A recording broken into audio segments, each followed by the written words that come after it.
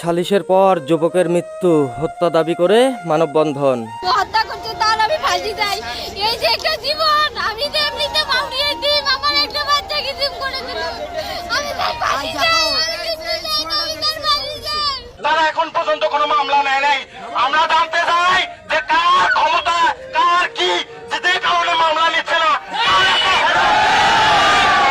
এখানে পুলিশ প্রশাসন আছে, ওসি সাহেব আছে। মৃত্যু কি কারণে হয়েছে এটি তদন্ত করে কে মেরেছে আমরা বলতে চাই না তদন্তের আগে। এখানে তার আগে প্রশাসন, থানার ওসি সাহেব মামলা নেবে। আমরা এখানে আছি জনগণ।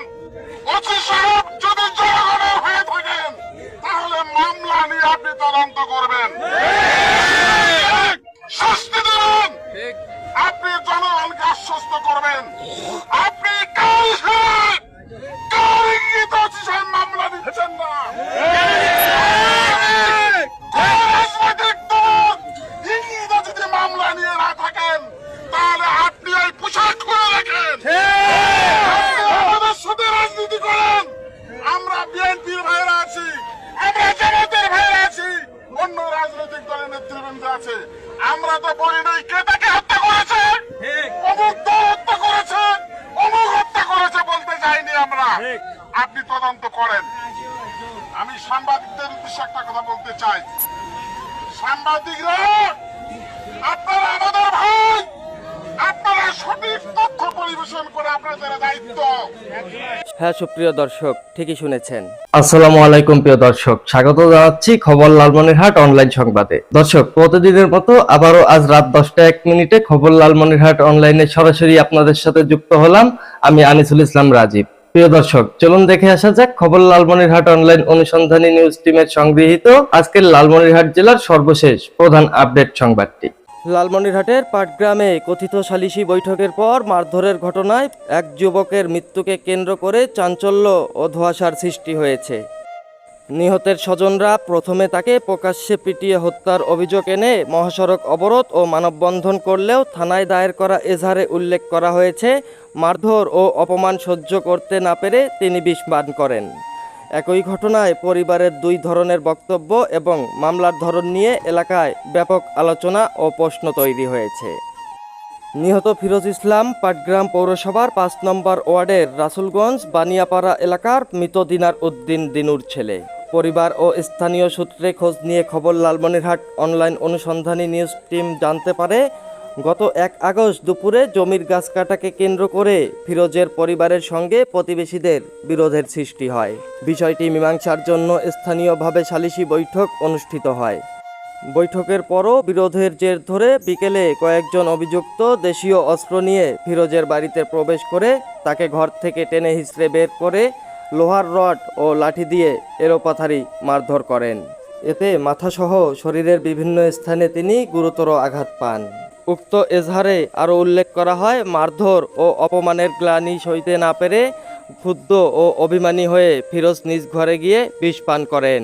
পরে স্বজনরা তাকে উদ্ধার করে প্রথমে পাটগ্রাম উপজেলা স্বাস্থ্য কমপ্লেক্সে এবং অবস্থার অবনতি হলে রংপুর মেডিকেল কলেজ হাসপাতালে ভর্তি করেন।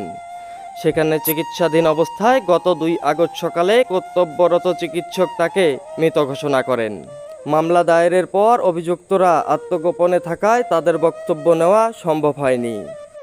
এই ঘটনার বিষয়ে পাটগ্রাম থানার ভারপ্রাপ্ত কর্মকর্তা ওসি নাজমুল হক সাংবাদিকদের বলেন, সোমবার রাতে নিহতের পরিবারের পক্ষ থেকে একটি লিখিত এজাহার পাওয়া গিয়েছে। সেই এজাহারের ভিত্তিতে মামলা রুজু করা হয়েছে। এটি হত্যা, আত্মহত্যা নাকি অন্য কোনো অপরাধের ফল তা ময়নাতদন্তের প্রতিবেদন ও তদন্ত করে নিশ্চিত হয়ে প্রয়োজনীয় আইনগত ব্যবস্থা নেওয়া হবে। আরেকদিকে গত 3 আগস্ট সন্ধ্যায় নিহতের মরদেহ এলাকায় পৌঁছলে বিক্ষুব্ধ স্বজন ও এলাকাবাসী পাটগ্রামের ঢাকা টু বুড়িমারি মহাসড়কের আন্তজেলা মোড়ে মরদেহ রেখে সড়ক অবরোধ ও মানববন্ধন করেন। এ সময় মহাসড়কের উভয় পার্শ্বে দীর্ঘ যানজটের সৃষ্টি হয়। আন্দোলনকারীরা অভিযুক্তদের দ্রুত গ্রেপ্তার, হত্যা মামলা গ্রহণ এবং দৃষ্টান্তমূলক শাস্তির দাবি জানান। পরে পুলিশ ও স্থানীয় রাজনৈতিক নেতাদের আশ্বাসে প্রায় 2 ঘন্টা পর অবরোধ প্রত্যাহার করা হয়। উক্ত মানববন্ধনে নিহতের বড় ভাই মোহাম্মদ ফেরদৌস ইসলাম অভিযোগ করেন, পাটগ্রাম পৌরসভার ৫ নম্বর ওয়ার্ড যুবদলের সাধারণ সম্পাদক শাফিউল ইসলাম ওরফে শামলু, ছাত্রদল নেতা স্বাধীন, স্থানীয় সাবেক স্বেচ্ছাসেবক লীগ নেতা শাহিন ছাই ও তার ছেলে তুহিন সহ কয়েকজন সালিশি বৈঠকের নেতৃত্ব দেন।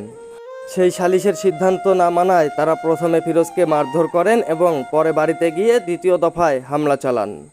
ওই হামলায় গুরুতর আহত হয়ে চিকিৎসাধীন অবস্থায় তার মৃত্যু হয়েছে বলেও দাবি করেন তিনি। তবে মানববন্ধনে নিহতের পরিবার সরাসরি পিটিয়ে হত্যার দাবি জানালেও থানায় দায়ের করা লিখিত এজাহারে উল্লেখ করা হয়, মারধর ও অপমানের পর ফিরোজ বিষ পান করেন। সেই এজাহারের ভিত্তিতে পাটগ্রাম থানার দণ্ডবিধির ৩২৩, ৩২৪, ৩০৭, ৩০৬, ৫০৬ ও ৩৪ ধারায় মামলা রুজু করা হয়েছে। পরিবারের এমন দ্বিমুখী অবস্থানে স্থানীয়দের মনে নানা প্রশ্ন দেখা দিয়েছে। এই বিষয়ে নিহতের বড় ভাই মোহাম্মদ ফেরদৌস ইসলাম গণমাধ্যমকে বলেন, আমি সরাসরি হত্যা মামলা করতে চেয়েছিলাম, কিন্তু পুলিশ সেই মামলা নেয়নি। পরে এজাহারে বিষ পানের বিষয়টি উল্লেখ করার পর পুলিশ অভিযোগ গ্রহণ করে। আমি আমার ভাইয়ের মৃত্যুর সুষ্ঠু বিচার চাই। এখানে ভাইয়ে ভাইয়ে জমি সংক্রান্ত একটা বিচার সালিশ বিচার আগা দিনে হয়ে গেছে। তারপর দিন তারা ভাইয়ে ভাইয়ে একটা গাছ কাটিয়ে দিতে আরেক ভাই বাধা দিছে।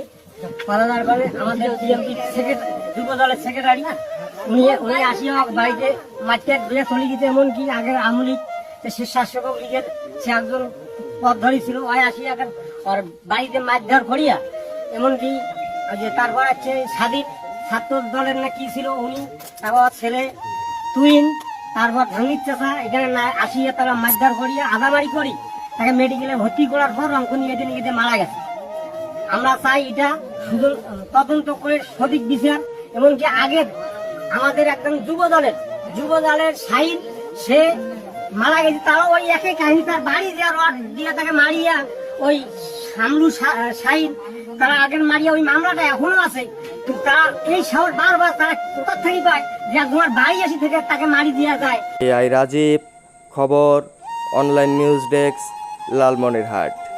ভিউয়ার্স, এই ছিল লালমনিরহাট জেলা থেকে সংগৃহীত খবর লালমনিরহাট অনলাইন অনুসন্ধানী নিউজ টিমের আজকের এখনকার সর্বশেষ প্রধান আপডেট সংবাদ। আমাদের পরবর্তী সংবাদ দেখার আমন্ত্রণ জানিয়ে এখনকার মতো বিদায় নিচ্ছি।